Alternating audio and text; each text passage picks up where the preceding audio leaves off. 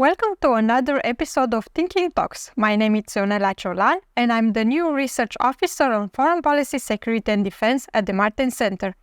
I am pleased to introduce our guest of today, Mr. Sikorski, member of the European Parliament for Poland and chair for the delegation for relations with the United States. Today we'll be discussing about the current transatlantic relations, politics in Poland, and the Polish public perception on the Russian war on Ukraine.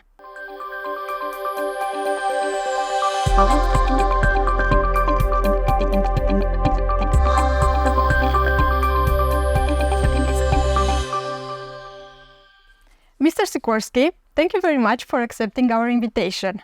I will start with a question about the recent domestic developments in Russia. What's your read about the Wagner's mutiny? Well, at one level, it was just a Russian oligarch trying to preserve his business. But it also shows how brittle the Putin regime is and how easy it is to march for hundreds of kilometers across Russia with armed men and not encounter any resistance. So I don't think we've seen the last of this story. President Putin has emerged from it looking much more fragile. Not the omnipotent Putin that the rest of the world and perhaps his own people have perceived. And of course, it's good news for Ukraine because hitherto the Wagner Group and the Russian army were attacking Ukraine. And now there is a lot of confusion and the Wagner Group seems to be at least partly demobilized against Ukraine. So good. I hope it brings the day of Ukrainian victory closer. Thank you very much. In your capacity as chair for the European Parliament delegation on the relations with the United States, how do you assess the current transatlantic relations, especially in the past year and a half in the context of the Russian war on Ukraine?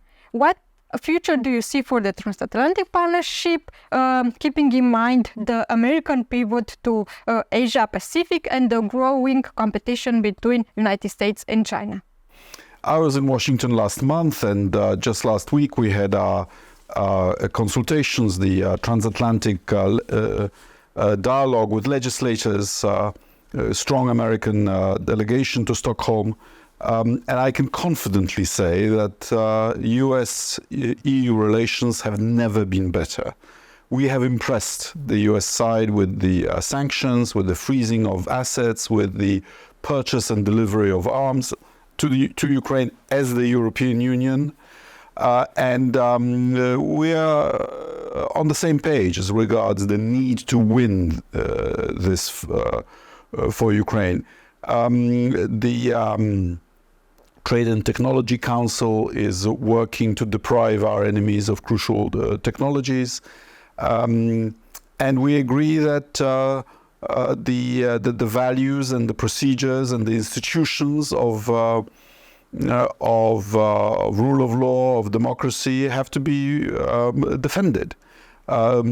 So President Putin, with his criminal invasion of Ukraine, has brought us together closer than ever before.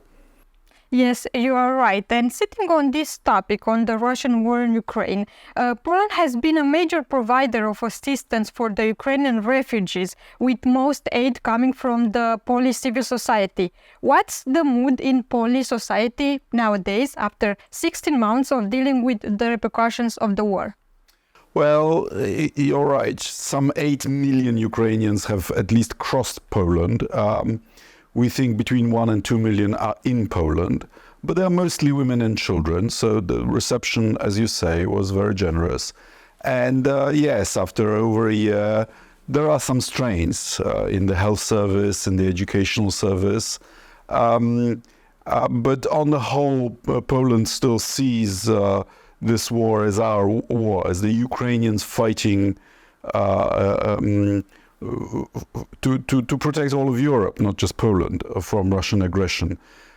So yes, there will be some problems, but I think Poland's support for Ukraine will persist.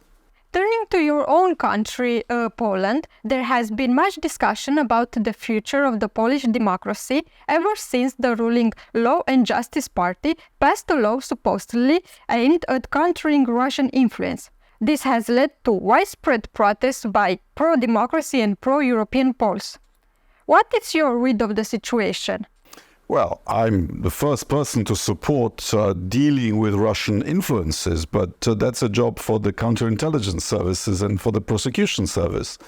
And Poland's ruling party is trying to create an extra-constitutional committee that, with a vague mandate and packed with party supporters, would just cast unproven aspersions on the reputation of key opposition figures, and in the current version would be both prosecution service and court, because it would be passing a sentence of excluding someone from politics for 10 years. But Poland's problem with democracy go deeper than that. This is just the most outrageous, the most recent example. Thank you very much, Mr. Sikorski. Thank you all for watching. You can find out more about our Thinking Talks interviews and about other Martin Center activities on our website and social media platforms. Until next time, have a nice day.